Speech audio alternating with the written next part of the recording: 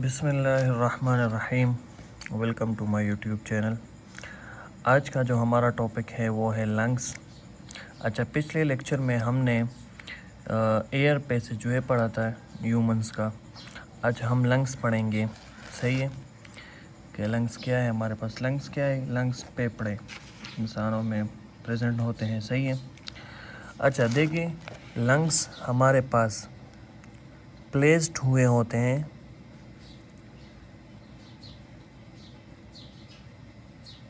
कहाँ पर प्लेस्ड हुए होते हैं, चेस्ट केविटी में। सही है।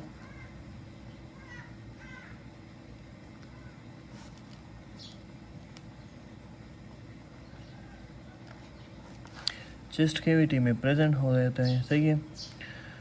अच्छा, लंग्स को हमारे पास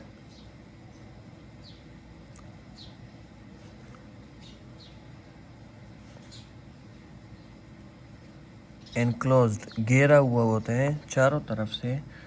किस चीज़ ने? चेस्ट वॉल ने। सॉरी, चारों तरफ से नहीं, सिर्फ फ्रॉम द एबव, ऊपर से और साइड से हमारे पास इसको घेरा हुआ होते हैं चेस्ट वॉल ने।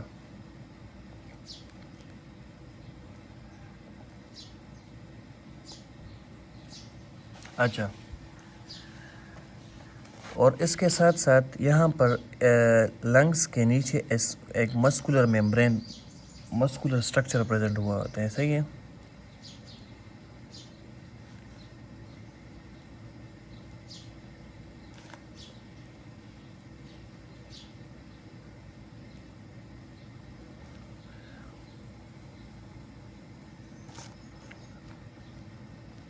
बिलो लंग्स, लंग्स के नीचे एक मस्कुलर स्ट्रक्चर प्रेजेंट होता है, वो उसकी प्रोटेक्शन करता है चेस्ट की। वो क्या है? डायफ्राम। नाम सुना होगा आपने।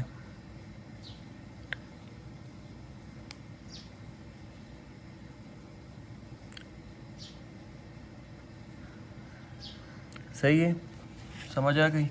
हमारे पास लंग्स चेस्ट केविटी में प्रेजेंट हुए होते हैं, अंदर से, ऊपर से और साइड से इसको इनक्लोज किया हुआ होता है चेस्ट वॉल ने। और नीचे इसका एक नीचे हमारे पास लंग्स के नीचे एक मस्कुलर स्ट्रक्चर प्रेजेंट हुआ होता है, उसे हम डायफ्राम कहते हैं। सही है। अच्छा, दो लंग्स होते हैं हमारे पास। सही है। हर लंग को, each lung is enclosed by, हर लंग को इनक्लोज किया हुआ होता है एक डबल मेम्ब्रेन ने।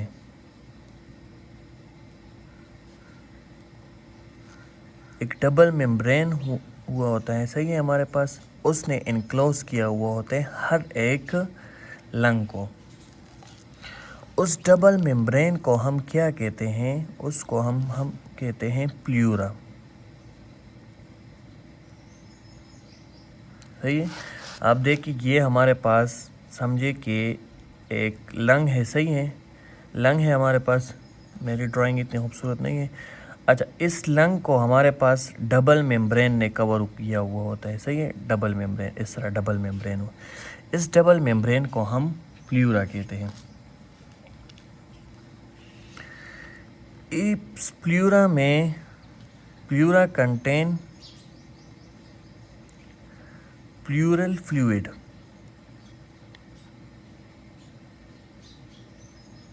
क्या प्रेजेंट हुआ होता है? प्लूरल फ्लूइड प्रेजेंट हुआ होता है। सही है।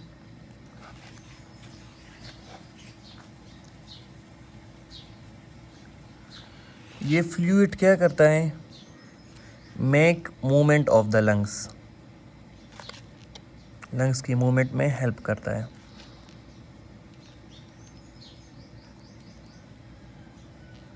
आप देखें, मैंने कहा ये प्लूरा है ना, दो डबल मेम्ब्रेन है प्लूरा के, तो इन दोनों के दरमियान प्लूरल फ्लूइड प्रेजेंट हुआ होता है।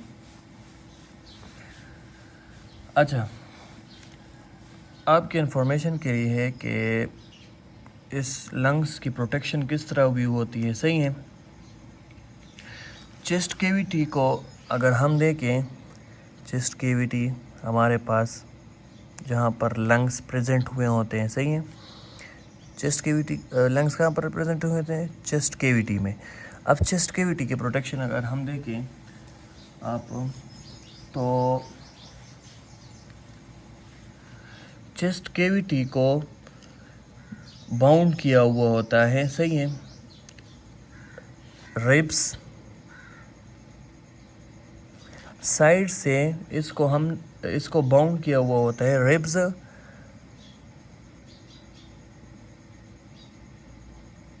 Bound on sides by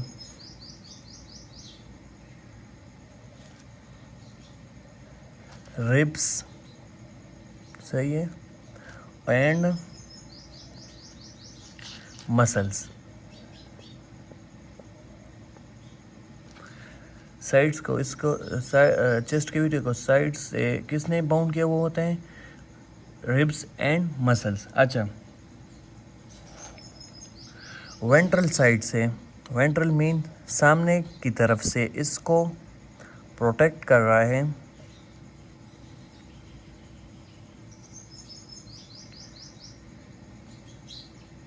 sternum. सामने से कौन प्रोटेक्ट कर रहा है? Sternum bone. स्टर्नम बोन को हम चेस्ट बोन भी कहते हैं, सही है। स्टर्नम इसको प्रोटेक्ट कर रहा है। अच्छा, पीछे से इसको डोर्सल साइड, पीछे वाला साइड, इसको कौन प्रोटेक्ट कर रहा है? इसको प्रोटेक्ट कर रहा है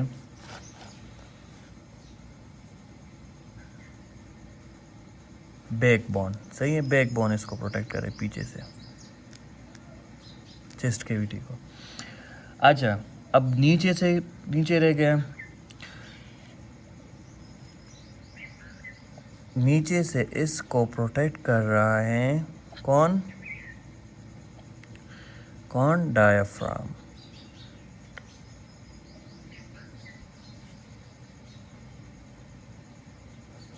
सही है, नीचे से इसको, तो ये चारों तरफ से इसकी प्रोटेक्शन हो गई। अच्छा, एक और बात याद रखें, आप समझिए ये हमारे पास रिब्स हैं, सही है, ये हमारे पास रिब्स हैं, रिब्स। अच्छा, ये इन रिब्स के दरमियान मसल प्रेजेंट हुए होते हैं, सही है।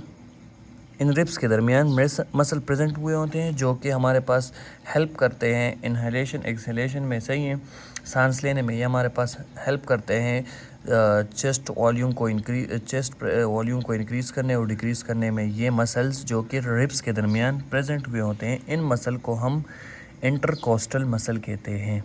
कौन से मसल? इंटरकोस्टल मसल हम कहते हैं, सही है।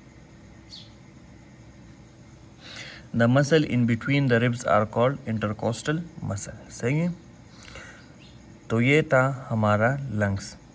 अब दूसरी वीडियो में हम मैकेनिज़्म पढ़ेंगे ब्रीथिंग का, कि ब्रीथिंग का मैकेनिज़्म किस तरह होता है, सही है।